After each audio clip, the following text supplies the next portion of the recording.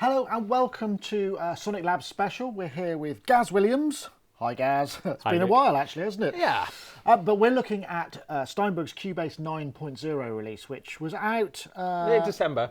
So it's been out a little while. Gaz is a long time, 25 years you were saying, been using Cubase, right? Yeah, God, yeah, 25 years, hey? Wow. So suffice to say that you use it every day in your professional work. So Yeah. we wanted to get your kind of ideas about what was new and some nifty things that you could do with those new features, right? Yeah, okay. So, I mean, Cubase 9 kind of carries on from where the Cubase 8 brought in the Pro title, Cubase 8 Pro, Yeah. or Cubase Pro as it's called now. And I think that a lot of the new features really are about skewering it into that sort of, professional sort of realm, really. I think that's it.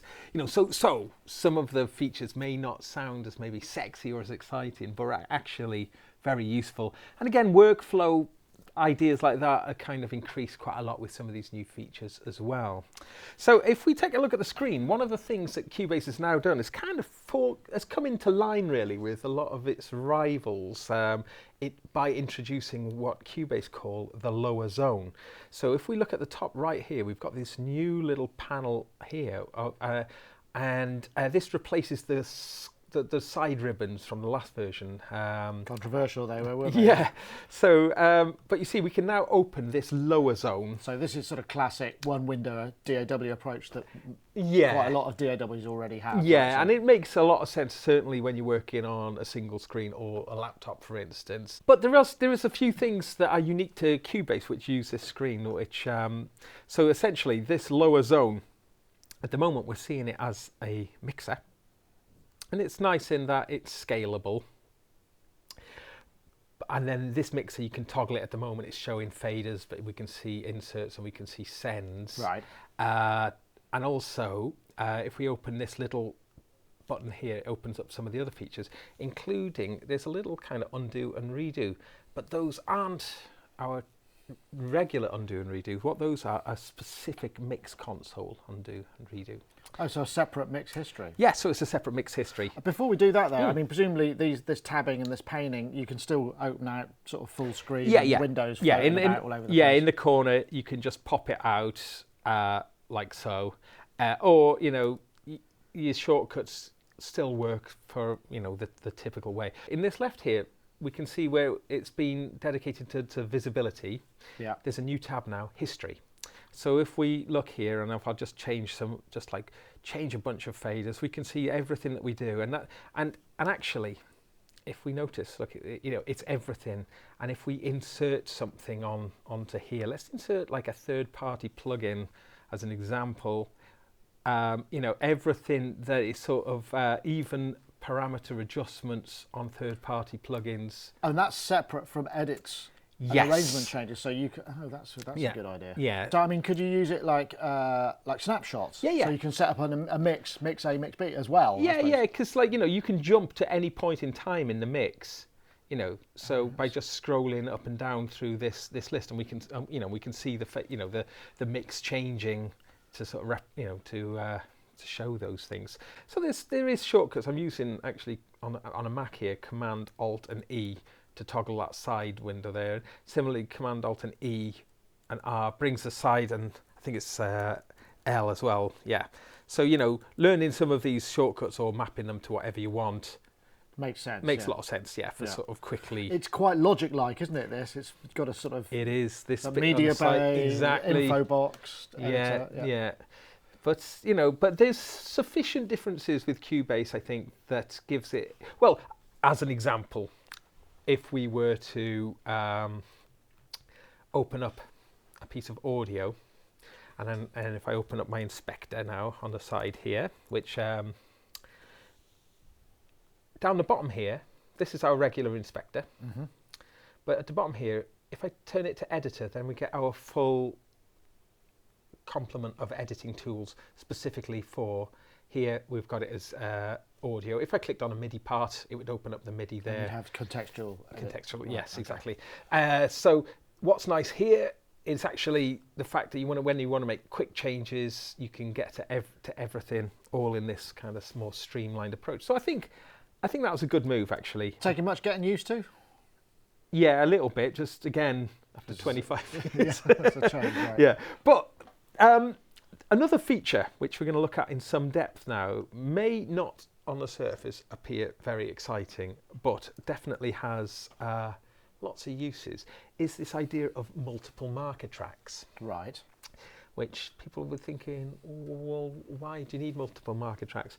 Well, I would say the reason that it's useful is it actually makes marker tracks themselves more useful, because in the past, with only one marker track, there's lots of different uses of markers, but you'd end up having a quite congested marker track that would be quite difficult and to... you might not, a marker that might be a kind of a place to get to the chorus, or Yes. this is the edit point I need, it might overlap. Yes, so that's one good example. One marker track could be just arrangement markers. Another one could be, as you say, edit markers. And in fact, that's what we're going to do here. I'm going to do a little bit more, a more advanced sort of use of markers again. So what first thing we'll do, project, add track. Now in our add track, we can actually see add track sampler track. Oh, that's a new thing as well. That's another new thing. More on that later. More on that later. But we can also see when we go to add marker tracks, it now gives us a little pop-up window, which gives us, and we can have up to 4. Let's just add 2 for now. So we've got a couple of marker tracks, and the first marker track here, I'm going to call it kick marker, for reasons I'll explain in a moment. And the second one, I'm just going to call it loop marker. Okay. Right.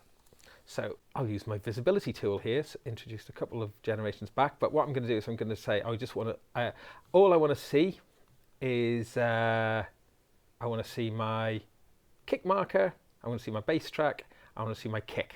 Okay, so one thing to be aware of with the marker tracks is that there's a little tick here, which indicates which marker track is active. Right. And it's important because if you're using buttons to jump to markers, you need to know which markers you're jumping. track. Yeah. So that's what that little orange tick sort of represents here. So what I'm going to do is, here I've got a track, a sort of a deliberately sloppily played bass line, I hasten to add. Yeah.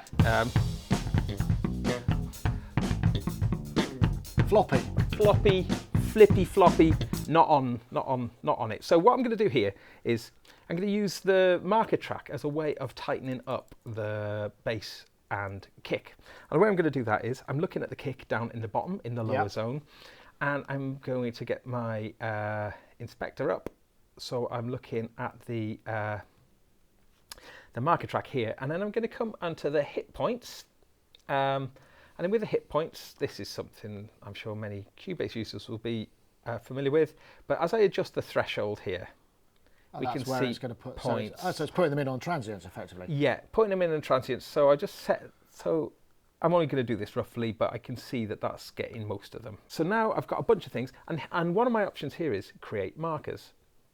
So I'm going to create markers. Whoa! So now, That's a lot of markers. Yes. So let's close our lower zone now. Oops. And so you can see straight away that our marker track, if we were sharing that marker track... Yeah, that's a whole heap of stuff, isn't it? Yeah. And Shift N and Shift B actually take you to next marker. Moves you through the markers. Right.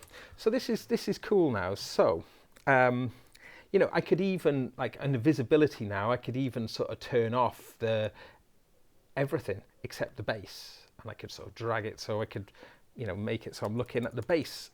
And now, what I can do is I can just navigate to where let's zoom a little bit more in. Oh, actually, that one is... That one's on time. It's on time. So yeah, that one's a bit out of time. A little bit out of time. Thank you. So, so if I, double click on that, it opens the lower zone. Right.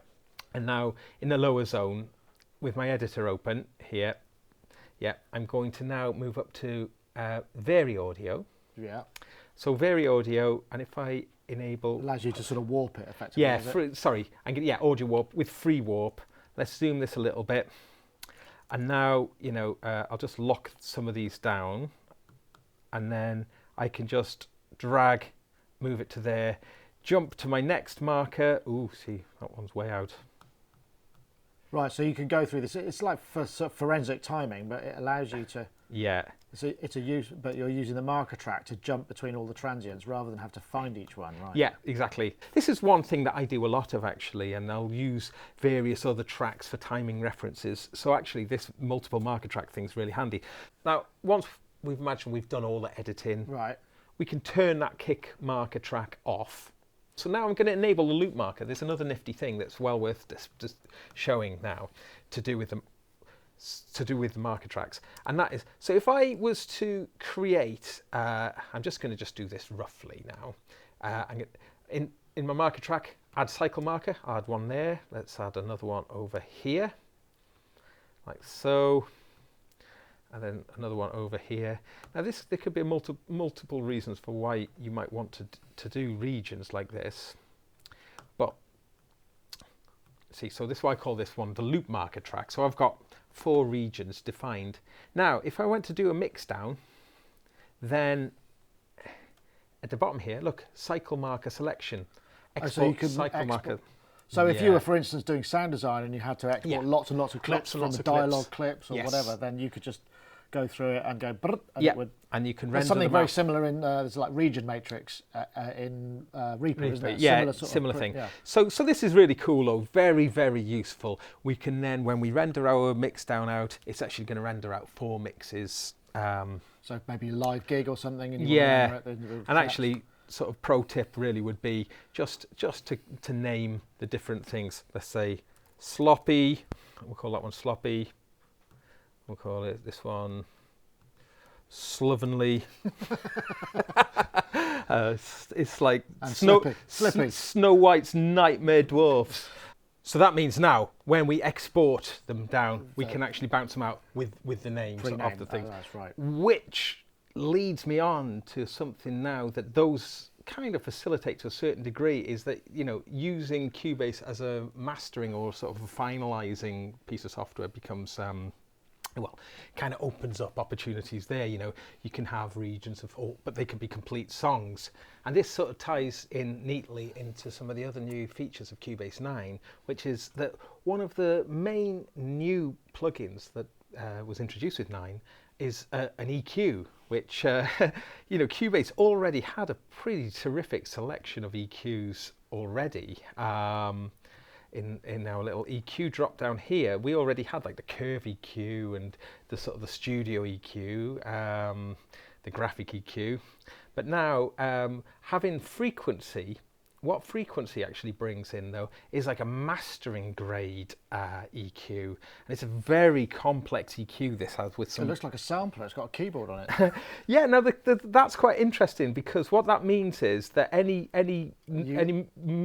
I'm moving that around, you can see what the sort of the. So, fundamental. for instance, if you know what the key of the song is, you can be going like that bass. I know that's a G. So we need to. Yeah. Yeah, exactly. So that's pretty cool. What it also does is. It allows you to do mid-side or stereo on every single band of the 8. They can either be mid-side or stereo. So wow, okay. So let's do some very interesting stuff. Why you might want to do that is actually, if we put this frequency across the master out, that might make a bit more sense. So let's just do that quickly. So we'll just chug that frequency on here instead. So now, if I would like, so we got our overheads are panned out, our kick is center. So like if we're putting like a big hoof of bass on the kick there, if we were just to do it, the kick is should be mono. Yeah, middle, shouldn't it, really? Yeah. So if we were to change the mode of it into mids and sides, now I can introduce gain just to the center.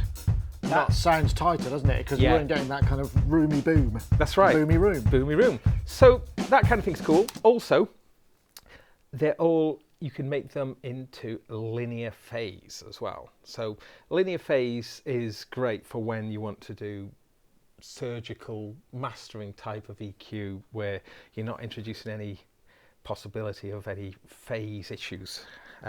Like for instance, if we look at our cuts, you know, we've got like a lot of Wow, is that 96? So that's yeah, like kind of super steep.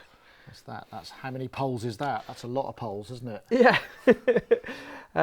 So, you know, it's probably the most fully featured EQ I've seen in a DAW, really. So, and certainly I would be quite happy using that in a mastering kind of situation because, oh yes, there is something really cool, and that is this little speaker icon here. Auto listen for filters. Right. So we enable that. So when I'm touching on a control, solos the frequency. Yeah. And then when you let go, oh, that's neat. So that's probably more useful for identifying stuff you'd want to cut, I guess, isn't it? But yes, absolutely. So, so that's a pretty cool little feature, really, and you know, decent EQ, really cool. So, I mean, you know, whether that would be an exciting enough thing for some people, but I certainly think that it's a quality addition. Speaking of this, then. A lot of the plugins have gained a similar new look. I mean, if we were to look at the Gate, for instance, it's got this smart new appearance. Functionality-wise, I think it's pretty much the same. It just looks a lot more... Well, everything has got a uniform look to it now. So open the compressor, this smart look. Right.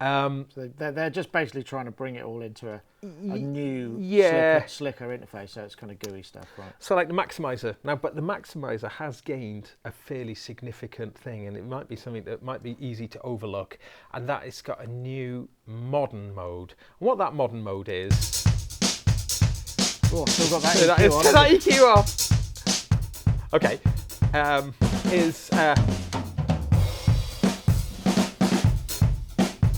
So it's a pretty... Still quite transparent, isn't it? Yeah, it's transparent. You can get that real banging loud sound with it. And, if you want toothpaste. Yeah, but as an example, look, let's just change back to the classic. The classic's there, which if you have got it on any legacy projects, as long as you run it with classic, it'll be the same. But the modern one is massively better. I mean, let's just get it doing nasty. You feel that modern one's just got that weight and sort of... See? Yeah. See, the frequency handling is different, isn't it? So that's a cool thing. Again, which, you know, that frequency and maximizer together with a bunch of the other multi-band plugins that comes with it does kind of give Cubase some serious kind of finalizing, mastering type of processes, you know. So any other big contenders for this this roundup of the initial features? Well, as we mentioned earlier, there's this thing called the sample track, but we think the sample track's interesting enough to give that its own little episode, isn't it? I think so. So we'll come back to that one. But yeah, I mean, there's a whole host of other little things here and there, you know. For instance, at the bottom now, the transport bar is along the bottom here, where previously was on the top. That's going to be quite a change for a lot of people, I guess, isn't it? I mean, is that something that you have to? Can you keep it? Can you put it back in the old place if you want, or is that it? That's can you not get the transport on the top there? Oh yeah, you can. So you could put the transport up at the top here again, and of course you've got your floating transport as well. Right. So we've got 3 lots of transport there. So they could, I mean, for a kind of hardcore user, there could be a few things that are going to take a bit of getting used to. But yeah. And again, this along the bottom here, we could close that with a, you know. Right. So you get full screen. So you get full screen. If you want to, actually, that's the same as what anyone would have been used to from before. But what is quite cool with having it along the bottom partly means that the clutter of this top bar, you know, take the transport out of there, and you can see that the transport that you used to be able to have on here, there's a lot. The entirety of this bottom bar is dedicated to transport. These are specific transport controls which, if we were to open this, replicate some of the menus here, etc. So I think that's a nice little sort of additional touch, really.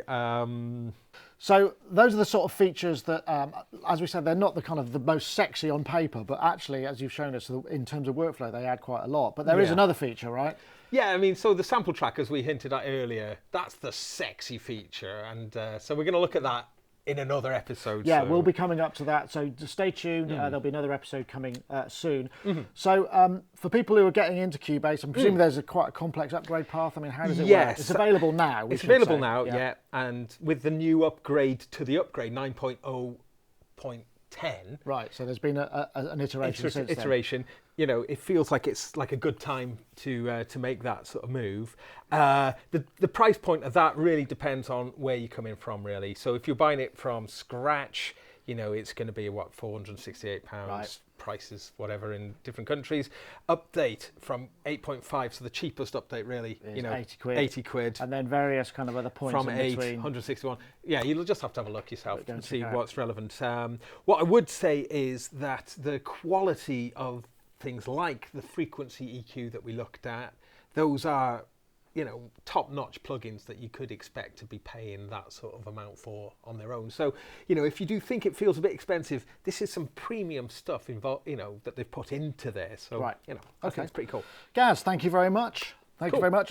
Don't forget, come and see us next time. We'll be looking at the sample track with Cubase 9.0. The sexy sample track. Sexy sample track. See you later.